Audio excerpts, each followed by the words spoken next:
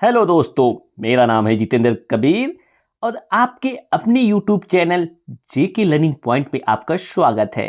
दोस्तों, आज की इस वीडियो में हम शिक्षक सहायक सामग्री को पढ़ने वाले हैं, तो वीडियो में अंत तक बने रहिएगा क्योंकि इस टॉपिक के बाद परीक्षा में आए गए महत्वपूर्ण प्रश्नों को भी शामिल किया गया है, जिसको सॉल्व करके आपके कॉन्सेप्ट और भी क्लियर हो जाएंगे।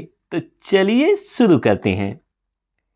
शिक्षण सहायक सामग्री वह सामग्री है जो कक्षा में या अन्य शिक्षण परिस्थितियों में लिखित या फिर बोली गई पाठ्य सामग्री को समझने में सहायता प्रदान करती है।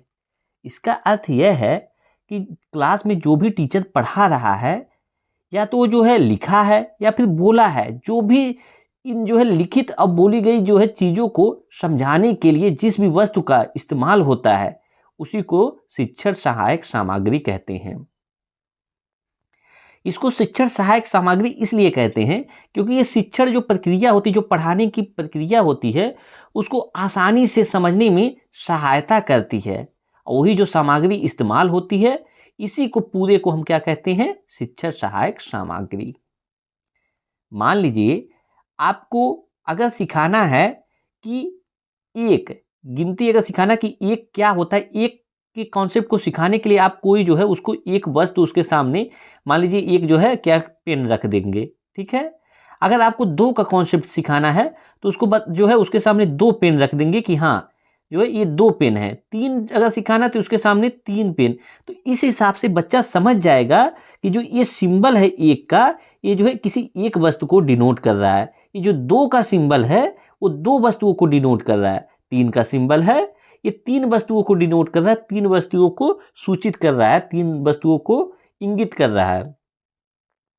तो वही जो आपका जो शिक्षण प्रक्रिया है, जो भी आप पढ़ा रहे हैं छोटे बच्चों को, उनको समझाने में जिस वस्तु के द्वारा सहायता मिलती है, उसी वस्तु को, उसी सामग्री को शिक्षण सहायक सामग्री कहते हैं।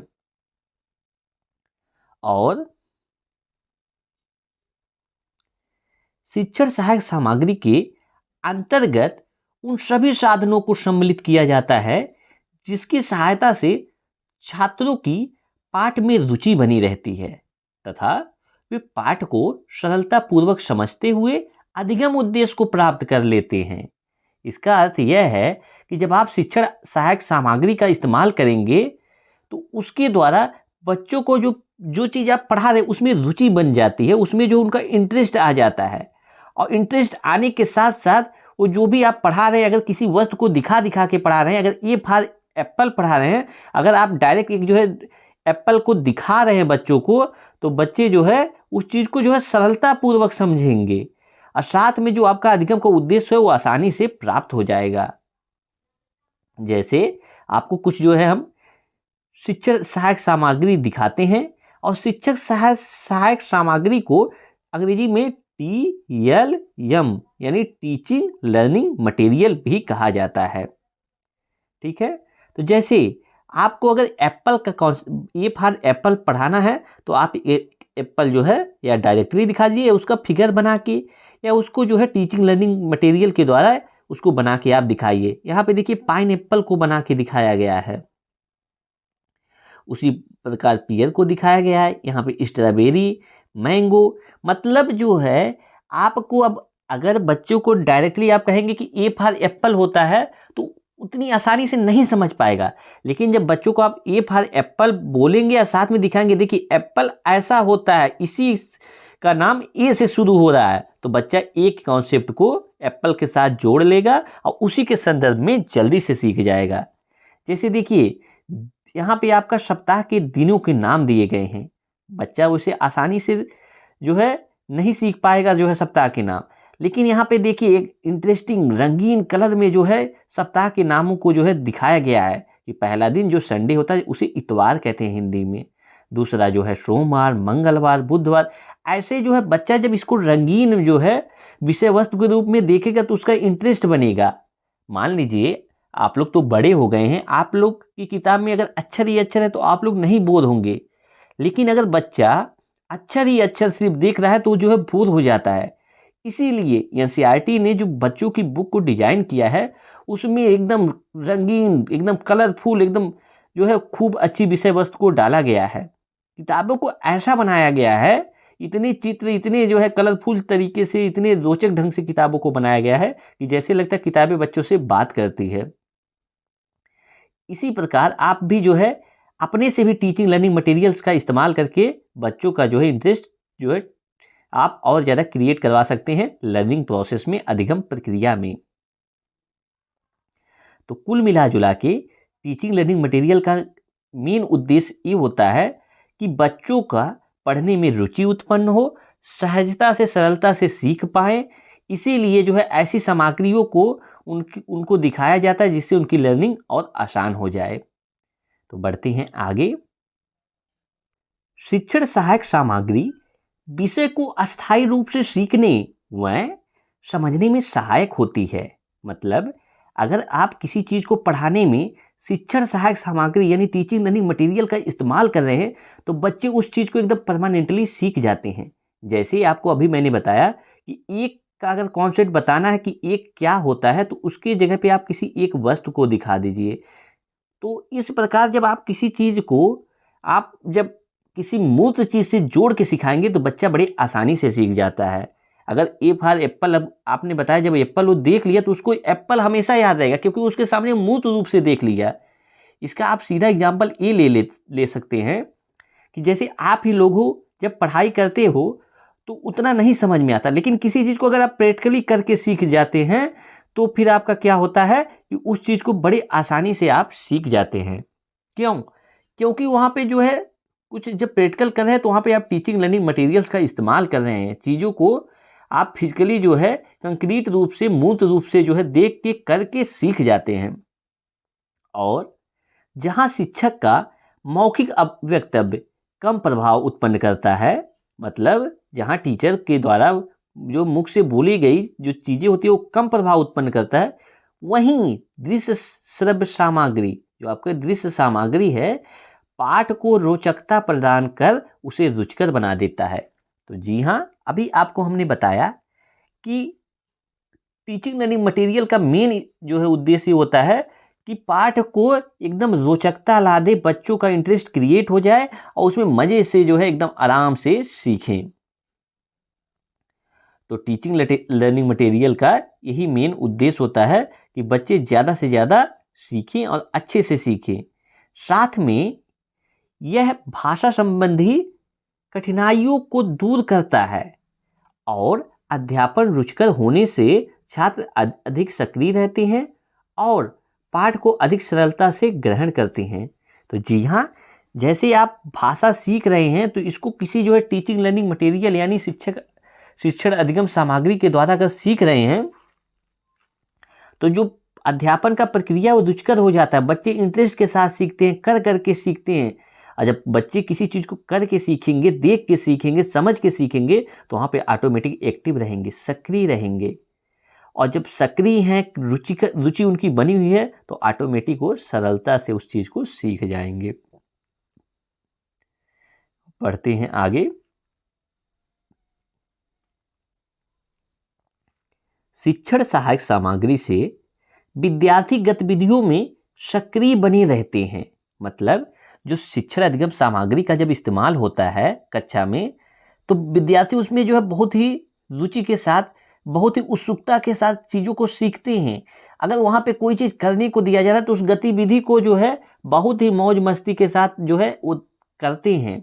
एनसीएफ भी अपना कहता है कि बच्चों को हैंड्स ऑन एक्टिविटी करने दो, गतिविधियाँ करने दो, करके सीखने दो। सक्रिय रूप से जो है उनको जो है कक्षा में एक्टिविटी करेगा तभी तो जो है बच्चा सीखेगा।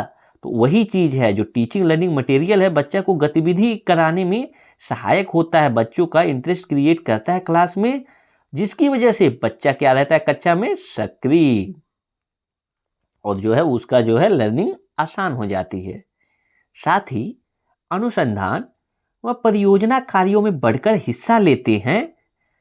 छात्रों को वस्तुओं को प्रत्यक्ष रूप से देखने, छूने व महसूस करने का अवसर मिलता है। मतलब यह है कि जब भी आप कोई टीचिंग लर्निंग मटेरियल इस्तेमाल करते हैं तो बच्चे क्या करते हैं, उस चीज़ को जो है देखते हैं। अगर आप ए फॉर एप्पल जब पढ़ाए हैं तो एप्पल जब देखा वो, तो जो उसको देखा, छुआ, महसूस किया, इसलिए उस चीज़ को जो है आसानी से समझ गया कि हाँ ये जो है इसी से बनता है। तो बच्चे टीचिंग लर्निंग मटेरियल से इसलिए आसानी से सीख जाते हैं क्योंकि उसके सामने वो चीज़ प्रत्यक्ष रूप से रहती है। और जो चीज़ प्रत्यक्ष रूप से आप जिसको देख रहे हैं, छू लिए, महसूस कर लिए, एकदम अच्छे से समझ गए, तो फिर वो आपको कभी नहीं भूलेंगी। तो ये था आपका जो है टीचिंग लर्निंग मटेरियल। तो चलिए इस टॉपिक से जुड़े कुछ प्रश्नों को सॉल्व करते हैं और देखते हैं कि अब तक आपकी कितनी समझ बन गई है। तो आपके सामने स्क्रीन पर पहला प्रश्न है, पाठ के अंत में अभ्यास और गतिविधियों का उद्देश्य नहीं है। तो आपको यह बताना है इन चारों ऑप्शंस में से कि जो आपका जो पाठ होता है उसके अंत में जो एक्सरसाइज दिया रहता है और साथ में एक्टिविटीज दी रहती हैं, उनका क्या उद्देश्य नहीं होता है। तो ऑप्शन नंबर 1 है भाषा का विस्तार करना, ऑप्शन नंबर 2 है सृजनात्मकता का विकास करना, ऑप्शन नंबर 3 है बच्चों को अभिव्यक्ति के अवसर प्रदान करना, और ऑप्शन नंबर 4 है प्रश्नों को सरलता से याद करवाना। तो देखिए, आपका जो भी पाठ के अंत में अभ्यास और गतिविधि दिए रहते हैं, उनका उद्देश्य भाषा का विस्तार भी करना होता है, आप में क्रिएटिविटी, सृजनात्मकता का भी विकास करना होता है, साथ में बच्चों को अभिव्यक्ति यानी बोलने का, अपने आप को व्यक्त करने का भी अवसर प्रदान करना होता है। लेकिन कभी भी किसी पाठ को पढ़ाने का उद्देश्य ये नहीं होता कि उस पाठ को याद करवा दो, क्योंकि एनसीएफ जो है रटने पे रोक लगाता है और रटा हुआ ज्ञान अस्थायी नहीं रहता है। इसीलिए किसी भी पाठ के अंत में जो अभ्यास और गतिविधि दिए रहते हैं, उनका जो उद्देश्य नहीं है, तो उनका उद्देश्य यह नहीं है कि उसको जो है याद करवाया जाए उत्तरों को सरलता से। तो यही ऑप्शन जो है यहाँ पे गलत था और यहाँ पे पूछा नहीं है, इसीलिए यही यहाँ पे सही हो जाता है। अगर आपको ये वीडियो अच्छी लग रही है तो चैनल को सब्सक्राइब कर लीजिए, साथ में अपने दोस्तों के साथ जो है वीडियो को शेयर करें और कमेंट करके जरूर बताएं कि वीडियो आपको कैसी लगी। अगला क्वेश्चन है, प्राथमिक स्तर के बच्चों के लिए पाठ्य पुस्तक के निर्माण में आप सर्वाधिक महत्वपूर्ण किसे मानते हैं। ऑप्शन नंबर 1 है भाषा का विविध गद्य साहित्य, ऑप्शन नंबर 2 है प्रसिद्ध लेखक, ऑप्शन नंबर 3 है प्रसिद्ध रचनाएं, ऑप्शन नंबर 4 है भाषा की विभिन्न रंगतें। तो देखिए, आप प्राथमिक स्तर के जब बच्चों को पढ़ा रहे हैं और जब उनका जो बुक है, पाठ्य पुस्तक का निर्माण करने में आपको सबसे ज़्यादा ये ध्यान देना है कि जो भाषा की विभिन्न रंगतें हैं, जो भाषा के विभिन्न टाइप हैं, प्रकार हैं, जो उसके जो है जितने भी तरीके से भाषा को इंटरेस्टिंग वे में आप बच्चों के साथ प्रेजेंट कर सकते हैं, वही सबसे ज़रूरी हो जाता है। तो क्वेश्चन नंबर 2 के लिए ऑप्शन नंबर 4 यहाँ पे सही है कि पाठ्य पुस्तक के निर्माण में भाषा की विभिन्न रंगतें होना जरूरी है।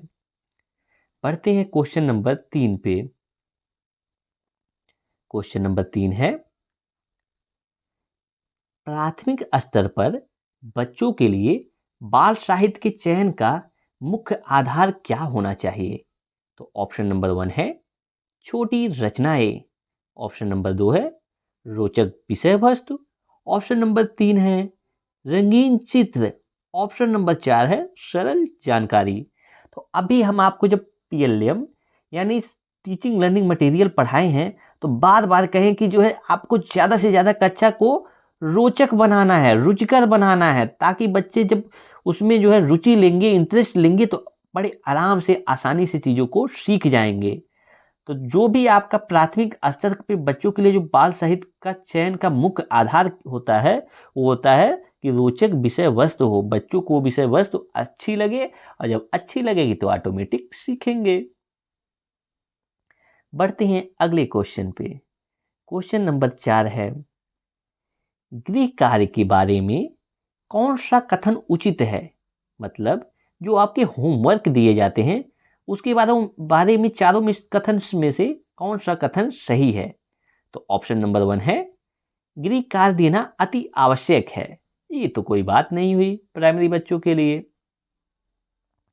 ऑप्शन नंबर 2 है गृह कार्य अभिभावकों को व्यस्त रखने का उत्तम साधन है, तो कभी भी टीचर का पढ़ाने का ये उद्देश्य तो नहीं होता कि अभिभावकों को, पेरेंट्स को व्यस्त रखे।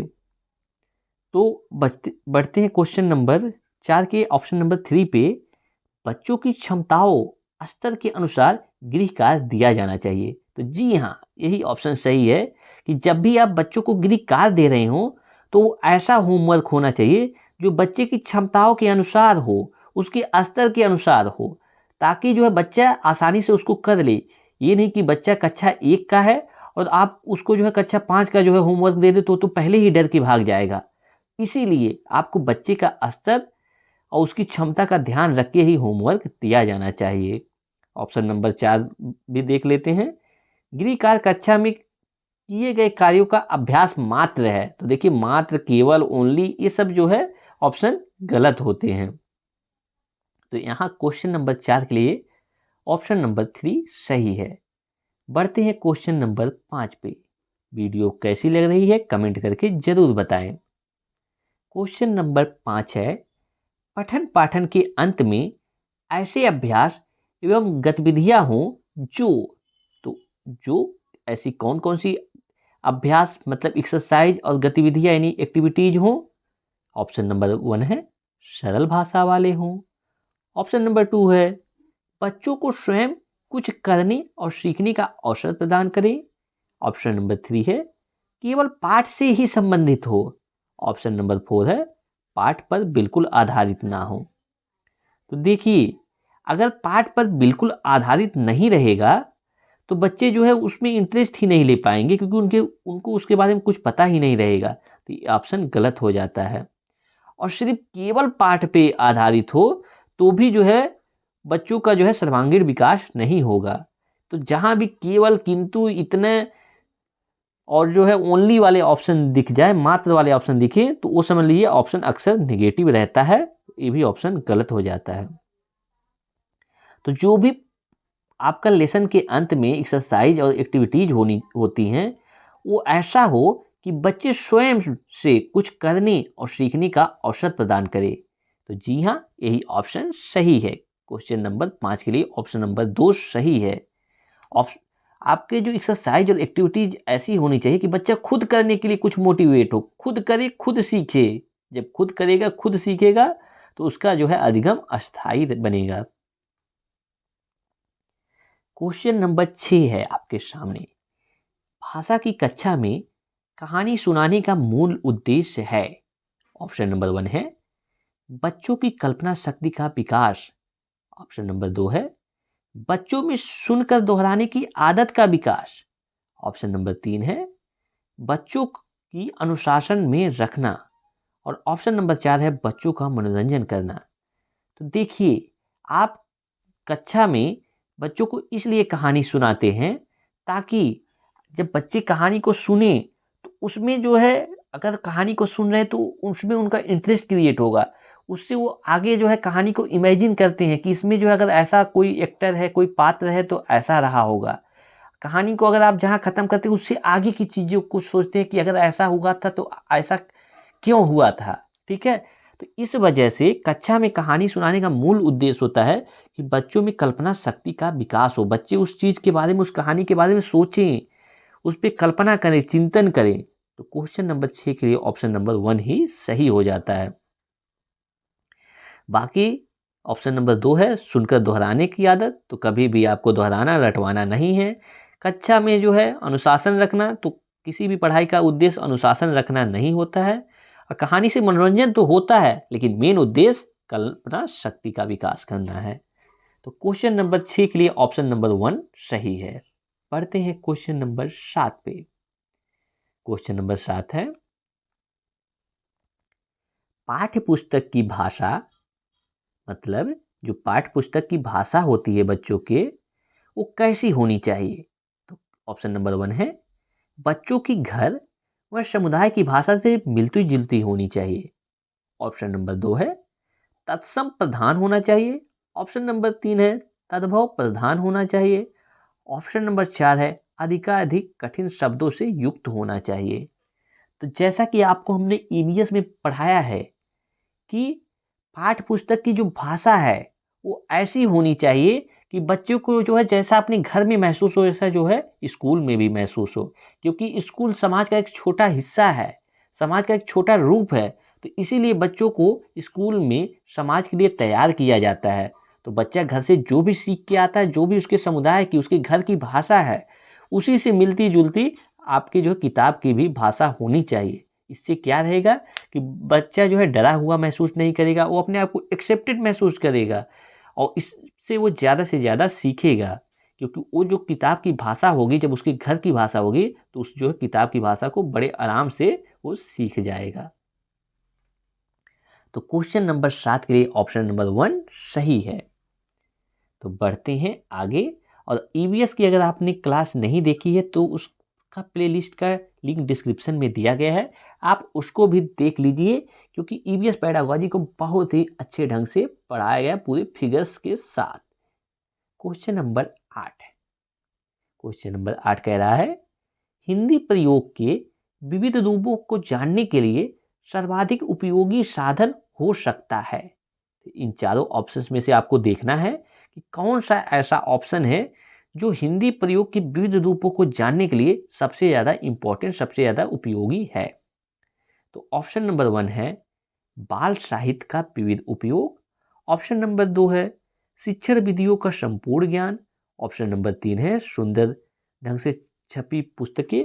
ऑप्शन नंबर 4 है उच्च स्तरीय लेखन सामग्री। तो देखिए, आप छोटे बच्चों को पढ़ा रहे हैं तो उच्च स्तरीय लेखन सामग्री का तो कोई औचित्य ही नहीं है।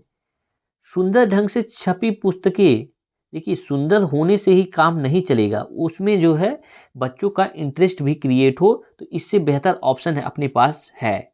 क्या है अभी देखते हैं। तो ये भी ऑप्शन उतना बेहतर नहीं है जितना आगे वाला ऑप्शन है।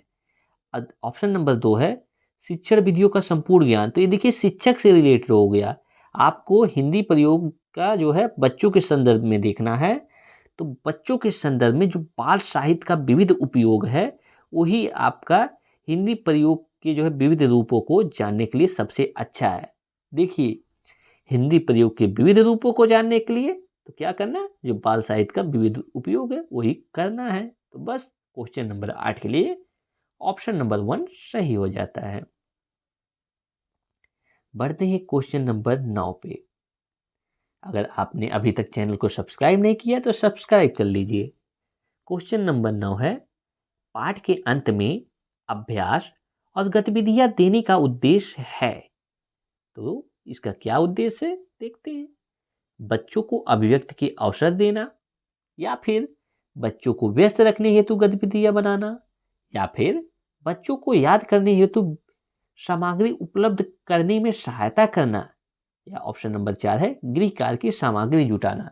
तो देखिए, जो भी आपके पाठ के अंत में अभ्यास और गतिविधि दी रहती हैं, उसका बस एक ही उद्देश्य होता है कि बच्चा ज़्यादा से ज़्यादा अपने आप को अभिव्यक्त कर सके, अपने आप को व्यक्त कर सके। तो क्वेश्चन नंबर 9 के लिए ऑप्शन नंबर 1 सही है। पढ़ते हैं क्वेश्चन नंबर 10 पे। ये आज के लिए आखिरी क्वेश्चन है।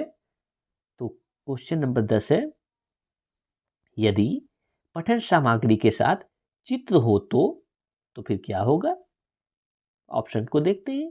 पठन ऑप्शन नंबर 1 है पठन सामग्री की गुणवत्ता में वृद्धि होती है। ऑप्शन नंबर 2 है चित्रकार की भूमिका के महत्व का पता चलता है। ऑप्शन नंबर 3 है पठन सामग्री का आकर्षण बढ़ जाता है। ऑप्शन नंबर 4 है लिखे हुए के बारे में अनुमान लगाना आसान हो जाता है। तो देखिए, अगर आपकी बुक में पठन सामग्री के साथ फिगर दिया गया है, तो जो भी लिखा हुआ है उसके साथ अगर जो है चित्र दिया हुआ है उसके संदर्भ में, तो बच्चे बड़े आसानी से अनुमान लगा लेते हैं कि आखिर वो लिखा क्या हुआ होगा। तो बस ऑप्शन नंबर यहाँ पे 4 सही हो जा रहा है क्वेश्चन नंबर 10 के लिए। तो बस आज की वीडियो में इतना ही। इस वीडियो को देखने के लिए बहुत बहुत धन्यवाद। चैनल को सब्सक्राइब कर लीजिए, वीडियो को लाइक करिए, शेयर करिए, कमेंट करिए और अपने दोस्तों के साथ ज़्यादा से ज़्यादा इस वीडियो को पहुंचाइए। ग्रुप्स में शेयर करिए, व्हाट्सएप पे शेयर करिए, जहां भी हो बस शेयर करिए और चैनल पे ज़्यादा से ज़्यादा लोगों को पहुंचाइए। Thank you.